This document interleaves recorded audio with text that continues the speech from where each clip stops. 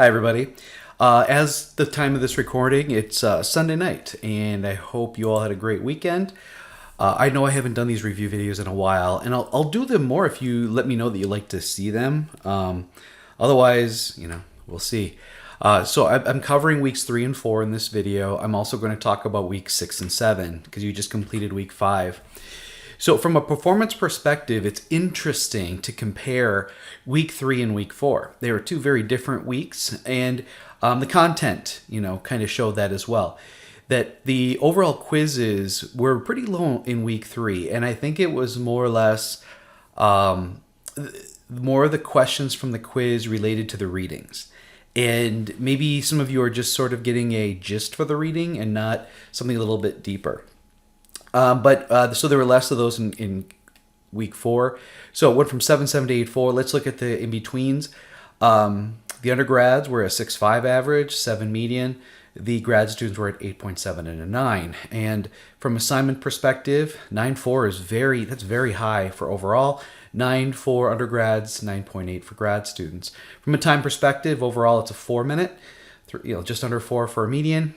The undergrads are lower, grad students are higher. And look at the maxes. So the maxes and the mins. So this min may be drawing the undergrads down a little bit. And then as far as the views go, it's pretty close, in fact. So nothing to really write home. So that was week 3. Week 4, did things get better? Yeah, for the quiz it did. For the assignment, it stayed exactly the same. That's interesting. That typically the median changed a little bit here for the undergrads, but otherwise everything really matched up.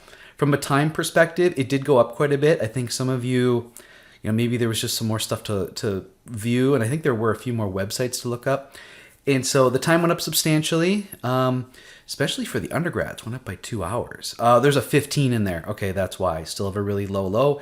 Went up by an hour for the grad students. The median was higher, and the max was 9 hours and 22 minutes. The views, they did go up. Looks like the undergrads, the 43, really kind of moved things. They went from a 6.5 to a 7.7, whereas the grads went from an 8.7 to a 9. So keep it up, you guys. Again, I think the more time you spend on the site, the more time you spend on the class, you should be able to do better both on the quiz and the assignment. Quiz 3, we had, this was the overall average.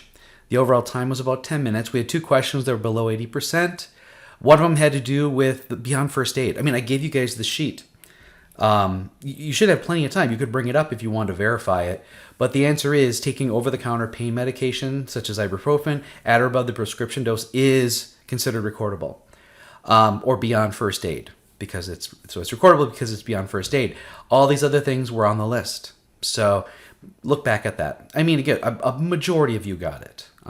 This is, I agree with this one. Drilling through the finger or toe to release pressure. That's what I would have chosen if I hadn't read the list like I have.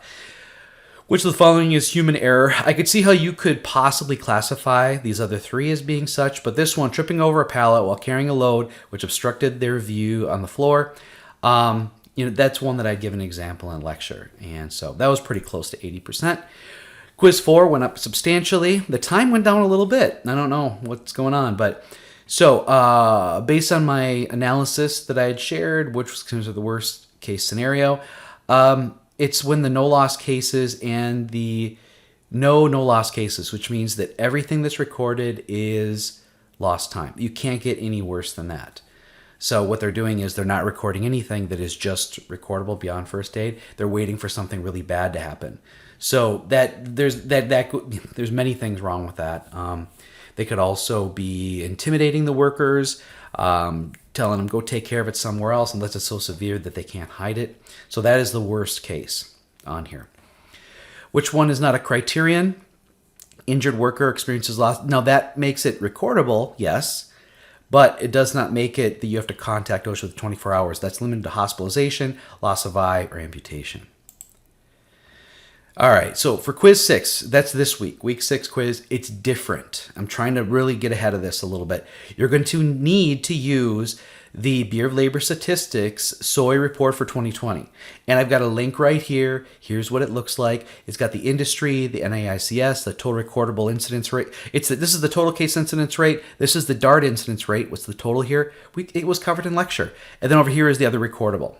So columns I and J, columns H and I, column J. So make sure you get that because you're going to have to look this up and look up some things and do some calculations.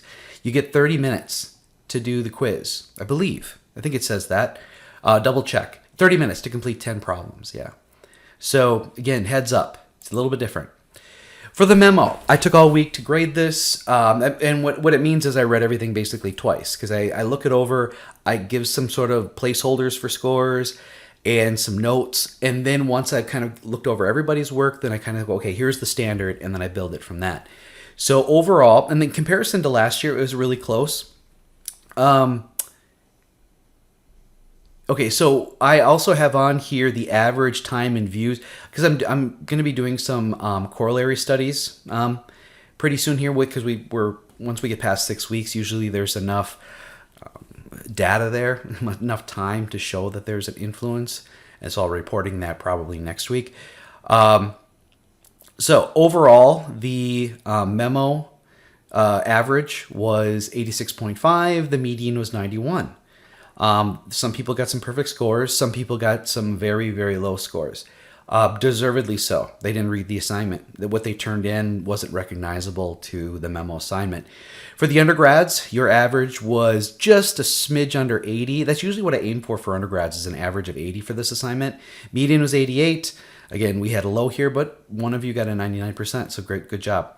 For the grad students, obviously, they've been in school longer. They're better writers, and so their average is 93. Median was 93. The 86 was just some mistakes, some very basic mistakes that person can make up pretty easily. As far as the 4 elements of the rubric, the planning document was, some of you absolutely killed it. Basically, it's like, show me what thought process you're going through to develop this simple memo. And the reason it's so important is for undergrads, you're very used to just guessing, spitting out, right before it's due what you think it's supposed to say versus putting a thought into it. Who am I presenting to? What's the context, scope, and justification? What's the data that I'm going to use and show them what it meant and use that interpretation to generate recommendations based on other literature. So that's what it all went into.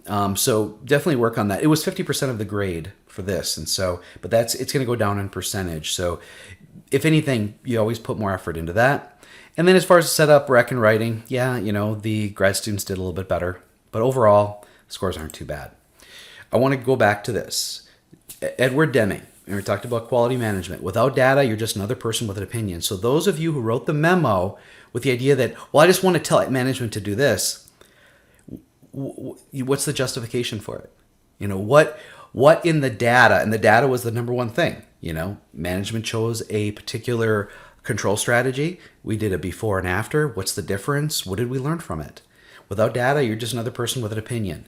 So base it on the data, which is important because when we get into our next assignment, you're going to be doing the same. You're not going to be doing the same thing. It's a little bit different. It's a little bit more complex, a little bit more thought, but the observations are basically the same, and recommendations are the same. Read the assignment requirements. Make sure you understand. You have 2 pages. Yes, you should use data tables. Yes, you should use figures to help justify, explain to management, educate management what the key findings were. Make it look professional. Read it out loud and edit it and review it before you submit it. Some of you didn't do that, and I even asked you. Everybody got individual recommendations if you scored a little bit lower. I still want you to provide a detailed planning document. You don't have to use the form that I had provided, but I appreciate it if you do.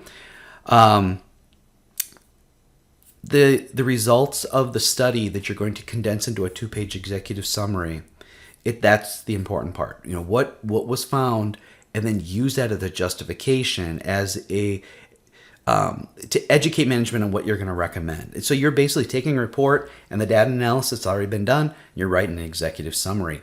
The recommendations should reference course topics. A couple of you did a Google search. Use what I've given you in the class. That's why I gave it to you. We spent the first 5 weeks really developing the foundation of it. So here's what the assignment looks like in Canvas. So here's the assignment itself. Here's the technical report that you're going to read, summarize, review. Here's the data set that I analyzed for you if you want to look at it and use that and make any of those tables or figures prettier. Here's an example of the submission. Another thing, when I provide you an example, do not basically just change around a few words. You'll lose, it's meant to demonstrate to you. So this is what it kind of looks like. Then set it aside. Don't use it as a boilerplate to build yours. That's not what this is about. I'm trying to give you everything I can to help you through this. Don't take advantage of it. If in this assignment I see that it basically you just took what I provided an example and just plugged in a few things, you're going to lose points because you didn't do the assignment. It should be your own work. And you can't reference my lecture content.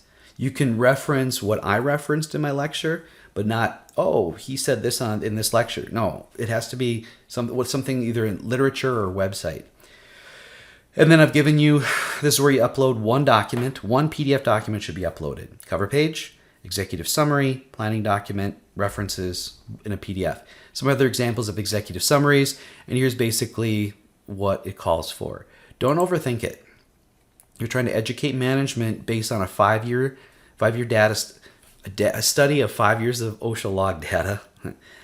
And this is the results that came out of it. You can basically read my recommendations on everything in the report. You're summarizing it into 2 pages or under 2 pages because that's probably all that management's going to read. So out of the report, what does management need to take away, or what do you want to focus on to get them to make the decision to invest in the safety program? Okay, that's what the executive summary assignment's all about. I want to remind everybody that this is a writing attentive course.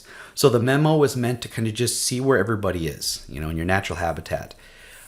This next one, I'm gonna actually focus more on grammar and writing and spelling and structure. So really make sure that you are reading it, are reviewing it, are updating it. For the undergrads, it's not worth as much. The memo and this one, they're 5% each. For the grad students, it's worth much more. I just want to make sure that everybody is knows, what the impact of these writing assignments are. So that was week 6. Now we're moving into week 7. I have a guest speaker, Jim Jones. We just recorded the lecture a couple weeks ago. It's really good. It's about an hour and a half, I think, but it's really good stuff. It's all about work comp here in Wisconsin. During that week, we also have a midterm. And a quick preview. The first half, so 10 questions, are multiple choice from the first 7 lectures. I basically created a question bank from each lecture, and I think it draws 2 from it. So I think that's 10 questions, 10 multiple choice based on what you've seen. The second half is similar to what you have for a quiz format this week, where you're going to have to use links to look things up and calculate stuff and report things, kind of interpret what the data is. So between quiz 6, which is this week, and look back at whatever you had kind of assembled for the quiz taking for the first, again, 5 weeks, I guess, and week 7, and that's what'll be in the midterm. We didn't have any office hours. At least you did hear the hours. Clever. If anybody wants to meet for office hours, let me know. I probably will not be able to meet on Sunday morning, but I could probably meet Sunday evening. I'm supposed to go to a wedding up in the Twin Cities. If you would need to meet on Thursday, like during the day or in the evening, I could probably pull that off, I think. I have to check my schedule, but I'm pretty sure I could pull that off. I just want to make sure that everybody is comfortable with the executive summary assignment, that everybody has, taken the quiz and you're comfortable with, the week 6 quiz and doing the problem solving to get everybody ready for the midterm next week. So please reach out to me. Otherwise, have a great week.